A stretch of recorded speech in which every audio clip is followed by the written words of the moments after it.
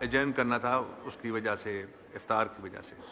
علی احمد صاحب کا مائک کھولا، پلیز پابندی کیجیے گا۔ علی محمد سر 5 منٹ کر دیں سر، خیر 1 منٹ اپنی ثواب پہ دیں۔ 5 منٹ پورے۔ مہربانی۔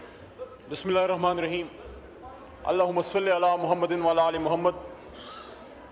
وطن کی فکر کرنا داں مصیبت آنے والی ہے، وطن کی فکر کرنا داں مصیبت آنے والی ہے، تیری بربادیوں کے مشورے ہیں آسمانوں میں۔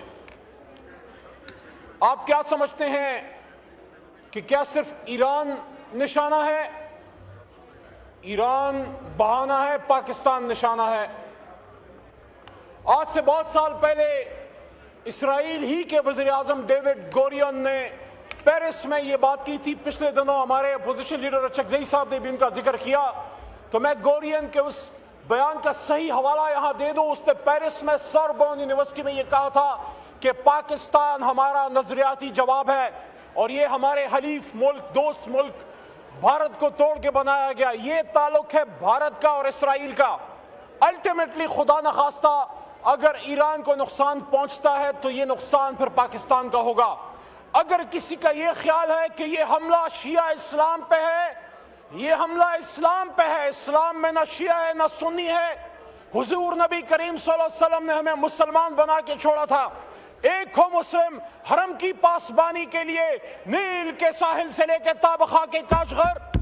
علی خامنائی آپ کو سلام، علی خامنائی آپ کے خون کو سلام، آپ کے خاندان کو سلام۔ 86 سالہ بزرگ بھی شہید، 16 مہینے کی بچے بھی شہید، ہماری ماں ان کی وائف وہ بھی شہید، ان کا داماد بھی شہید، اور شہیدوں پہ شہید۔ لیکن افسوس کی بات ہے کہ جو 170 بچیاں شہید ہوئی ہیں، میں سمجھتا ہوں، میں مناسب سمجھتا ہوں کہ میں اپنے ملک کے وزیر اعظم سے بصد احترام یہ بات رکھوں کہ آپ نے جس بھی سوچ کے ساتھ ٹرمپ کے لیے فیصلہ کیا تھا کہ اس کو نوبیل پیس پرائز کے لیے نامینیٹ کریں، مجھے امید ہے میری یہ بات کاٹی نہیں جائے گی، یہ میوٹ نہیں کی جائے گی۔ میں انہیں پاکستان کے اندر رہتے ہوئے یہ بات کر رہا ہوں، جس کے ہاتھ پہ مسلمانوں کے ایک عظیم لیڈر کا خون ہے وہ سب کو چھو سکتا ہے، وہ امن کا پیغمبر نہیں ہو سکتا، وہ امن کا نمائندہ نہیں ہو سکتا۔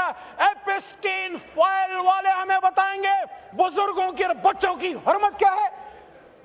ہم گائیڈنس کے لیے نبی پاک صلی اللہ علیہ وسلم کی طرف، مدینہ منورہ کی طرف دیکھنے والے لوگ ہیں۔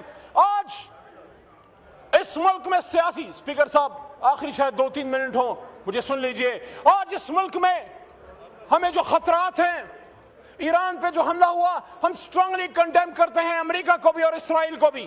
اور میں یہ سمجھتا ہوں کہ حکومت کی بھی ذمہ داری ہے کہ they must call a spade a spade. They must come out in open and say کہ ہم اپوز کرتے ہیں، ہم مذمت کرتے ہیں ایران پہ، اسرائیل کی ایما پہ، امریکہ دونوں کا حملہ، لیکن ساتھ ساتھ ہم یہ ڈیمانڈ بھی رکھتے ہیں، پاکستان کو اللہ تعالیٰ نے ایک سرداری دی ہے، پاکستان کو امت مسلمہ ایک لیڈرشپ رول ہے۔ ہم نے عرب کنٹریز کو ریکویسٹ کرنی ہے کہ آپ کا سوائل ایران کے خلاف یوز نہ ہو، لیکن ہم نے ایران اور عرب ممالک کے بیچ میں مصالحانہ کردار بھی ادا کرنا ہے، ہم نے ان کے بیچ میں مسائل کو حل کرنا ہے۔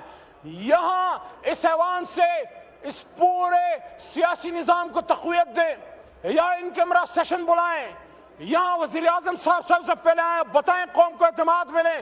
وزیر اعظم صاحب ابھی تک نہیں بولے، وزیر اعظم صاحب بتائیں کہ وہ کہاں کھڑے ہیں، پاکستان کو کہاں دیکھنا چاہتا ہوں۔ میری بات یاد رکھیے، آپ کا ایسٹرن بارڈر تو غیر محفوظ تھا ہی، اس حکومت کی غلط پالیسیز کی وجہ سے آپ کا ویسٹرن بارڈر غیر محفوظ ہو گیا۔ وہ قبائل جو بغیر وردی کے آپ کے سپاہی تھے، ان قبائل کی بچیاں، ان کے گھر اس وقت توپوں کے نشانے پہ ہیں۔ وہ افغان جس کے لیے آپ ہی کے سابق وزیر اعظم نے یہاں پہ 2 بار امت مسلمہ کو کھٹا کیا، اور میں تو افغانستان کو بھی کہنا چاہتا ہوں، آپ کیا کر رہے ہیں؟ آپ اپنے آپ کو بھارت اسرائیل سے دور کیجئے، آپ کو تو پاکستان کا دائیں ہاتھ بننا ہے، کیونکہ پاکستان کلمہ طیبہ کے نام پہ بنا۔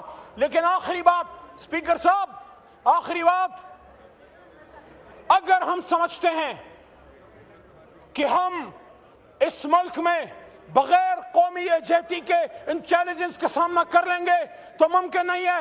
قومی یکجہتی کے لیے آپ ملک کے سابق وزیر اعظم عمران خان صاحب تک ہمیں رسائی دیں اور ان کو باہر لے کے آئیں، اور عمران خان، میاں نواز شریف، فضل الرحمان صاحب، اچکزئی صاحب، یہ سارے اکابرین بیٹھے ہیں، بلاول صاحب یا زرداری صاحب اور پھر مضبوط فیصلے کریں. اس شعر کے ساتھ اجازت چاہتا ہوں کہ میں تجھ کو سکھاؤں میں تقدیر امم کیا ہے. شکر کریں کہ کسی نے یہاں وہ ایٹم بم بنا دیا تھا, ورنہ ہم بھی فارغ ہوتے. کہ تجھ کو سکھاؤں میں تقدیر امم کیا ہے. شمشیر و ثنا اول طاؤس رباب آخر. شکریہ.